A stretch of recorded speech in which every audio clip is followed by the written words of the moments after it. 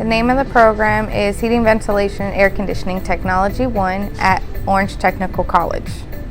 The average class day looks like students coming in throughout the day. They start in the classroom with their lectures or a video that we need to give them. Then they move out to the lab to get their hands-on experience. So a student will learn how to service, repair, as well as install an HVAC system, whether it be residential, like commercial, or refrigeration.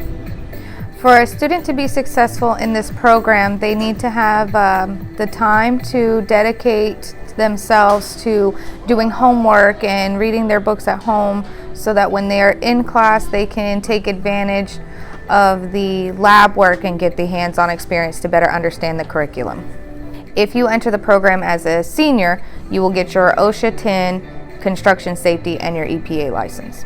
If you are a junior, you will get your OSHA 10-hour construction safety, your EPA license, and the HVAC Excellence AC certification. The end goal of this program is for the students, the high school students, to come back as an adult to take the Year 2 technology program and get extra certifications to get a job in the field as either a helper or a service technician or an installer.